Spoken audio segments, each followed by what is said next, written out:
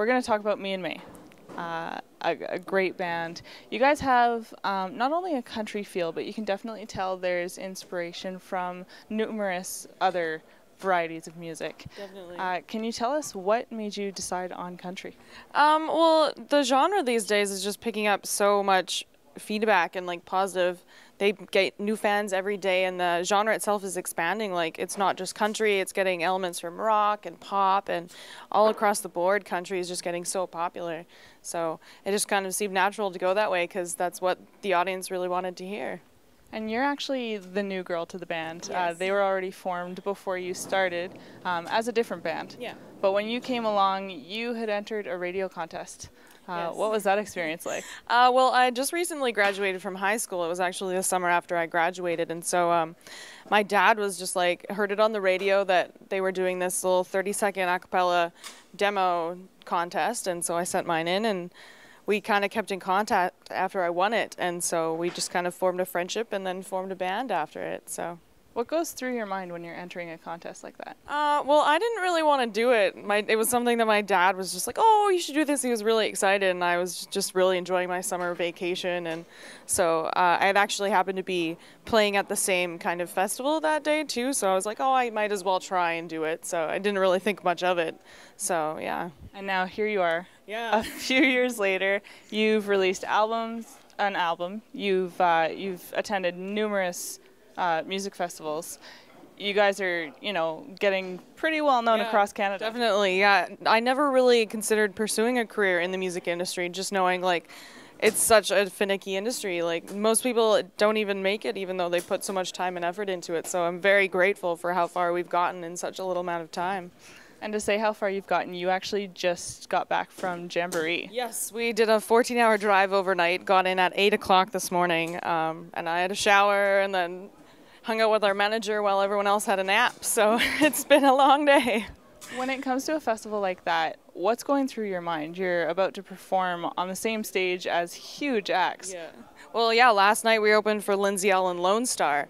And so just the feedback from the crowd, like, you get so excited and you're living the dream.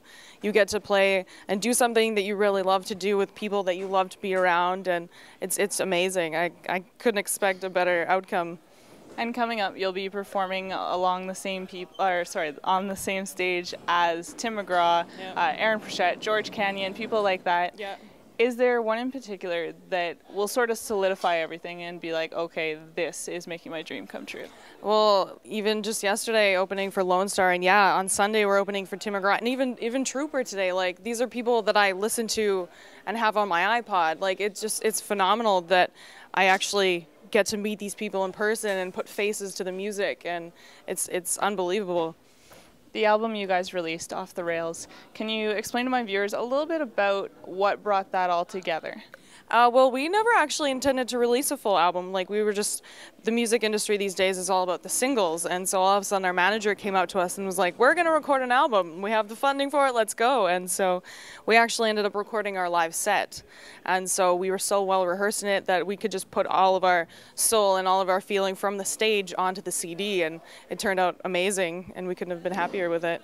So it wasn't necessarily a need to go and crank out all these new tunes and just write for days just to get this album released. Mm-hmm. You actually had the songs ready to go, you just hadn't thought about putting an album together. We did write a couple of them. Like, our new single, Tailgate Party, was actually one that Sean and I wrote in the studio in 20 minutes, recorded it that day in the studio, and it was done in one day. So it's got like all of this fresh feel into it, and it came out to be our newest single. So it's got all over the board. It's got well-rehearsed stuff. It's got our cool covers on there and some new stuff too. So, yeah. That's awesome. It's amazing to see how far you guys have come. I've been speaking with Clyde since you guys started, and just seeing you progress. I mean, it's great, and to be on the stage with Trooper tonight. Yeah. Oh, it's phenomenal. You'll actually be doing a little song with Trooper. Yes, I will be. Yeah, my managers approached me and were like, they've allowed you the honor of doing a song with them. So yeah, I do believe I'll actually be doing 2 songs with them tonight. So